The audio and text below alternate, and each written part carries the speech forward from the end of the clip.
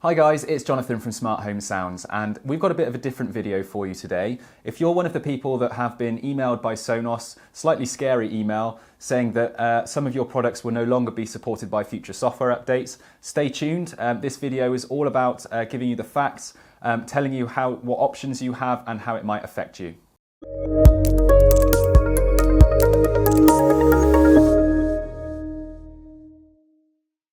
As a retailer of Sonos for 7 years, we wanted to communicate a little bit more clearly exactly what's going on with their older products, and also have a look at their email and clarify exactly what some of the facts they put in it mean, as I know it has led to a few misconceptions. Now, this is not a video that's going to be justifying any of this in any way, because I myself have been affected by this. I've received the email and I'm currently weighing up how I'm going to proceed.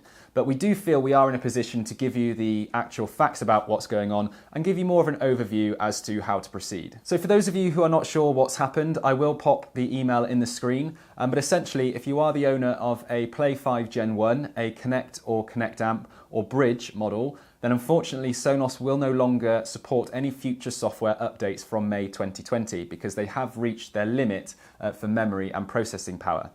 Now, of course, you can check to see which devices are affected if you have received the email from Sonos. If you haven't, don't worry. And also, there's another way. You can go into your account on sonos.com and see your affected devices there as well. What I need to make very clear is that Sonos will not be bricking these devices, and they will continue to work like they've always done, and you can still enjoy the features that have been supported up until now. The only difference is that from now on, or from May 2020, they will no longer be supporting any future software updates. Also, any bug fixes will still be delivered to these legacy devices. Another point to clarify is that not all Connects and Connect amps that were purchased recently will be affected. So if you purchased a Connect or Connect amp maybe over the last couple of years, there is a chance that it will still support future software updates. But the way to check that would be to log into your Sonos account and see if it's flagged as a legacy or a modern product. However, what is the most annoying thing about this update, and as I'm sure many of you will agree, that if you have a legacy product and a newer product on the same network, your newer product will also not be able to receive future software updates. This is also very frustrating for me because I have a Play 5 Gen 1 that I have been using for years, and I've also got a Sonos Beam that I use for my TV. And if I choose to keep the Play 5 Gen 1, then my Beam will also not be able to receive any future software updates. While I am really happy with my Play 5 and I've been able to benefit from software updates for over 10 years now, including a big one for me, which was the ability to add Alexa, I do understand that over time it may not be able to access new features because it might have to have more processing power, and that comes with new hardware. And when I think about it, at the same time that I purchased this, I purchased a phone, a computer and a wireless network, which have all had to be replaced since. But I don't want my old Play 5 to hinder my experience with the Sonos Beam and make that no longer support future software updates either. So moving forward, what I'm going to do, and what I would advise many of you guys to do, is first of all not to panic. It will still work exactly as it always has done.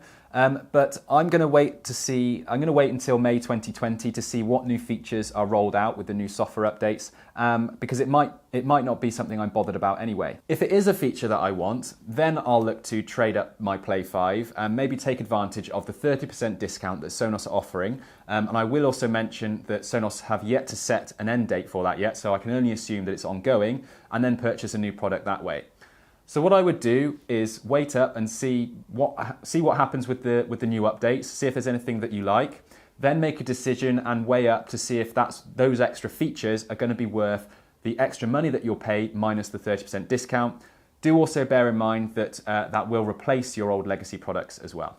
Now, there are many threads and potential reasons as to why Sonos have done this. Some people arguing that this is just a corporate move, which may or may not be the case. We're hoping that it might be because Sonos have a big update planned in May 2020, and being an ecosystem, they didn't want the legacy products to affect the newer products if they're on the same network.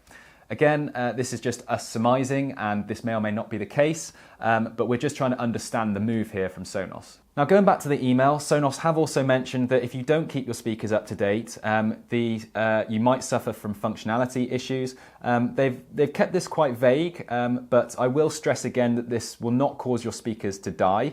What we think is that they are saying this to cover themselves against any third-party companies that decide they want to release a new and exciting feature. For example, Spotify, if they've got a new and exciting feature that requires more processing power, Sonos can't guarantee that the legacy products will support this. If you're running your system off a Sonos Bridge, not to be confused with the Sonos Boost, that may cause issues with regards to your newer products receiving future software updates. In the old days, all Sonos speakers needed to have a bridge in order for them to function, but since an update, Sonos speakers can connect wirelessly to your network. So what I'd recommend is getting in contact with Sonos first to see if your system will be capable of running wirelessly, and if so, you can then simply remove the bridge, and this will cause your newer products to then receive future software updates. Now, if you have a Play 1, a Play 3, a Play Bar, and any other modern product in their list of modern products, this will not be affected, so they will continue to support future software updates because they were built originally with better processing and better memory. So what to do if this does affect you? Well, Sonos have offered two options. The first option being to carry on as normal, the way you were, and your speakers will not be able to benefit from future software updates. Both the legacy products and newer products won't be able to do that, so that's not really ideal.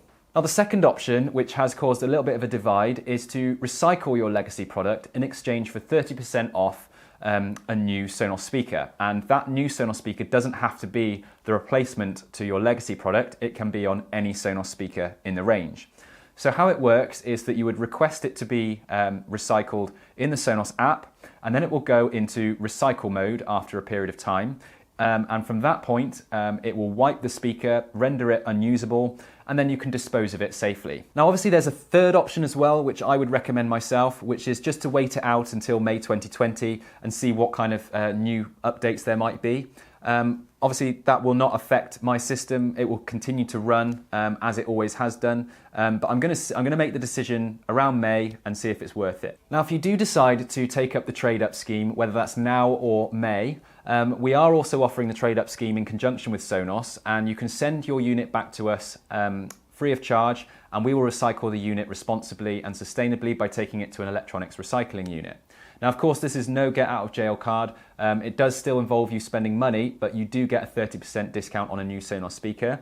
And if you were interested in upgrading your legacy products anyway, regardless of the trade-up scheme, then the 30% discount would be a great discount to have. So to sum up then, this is of course going to be bad news for some of you, and I do empathise with those of you who are in the same boat as me, who have got a legacy product and a new product in the same system.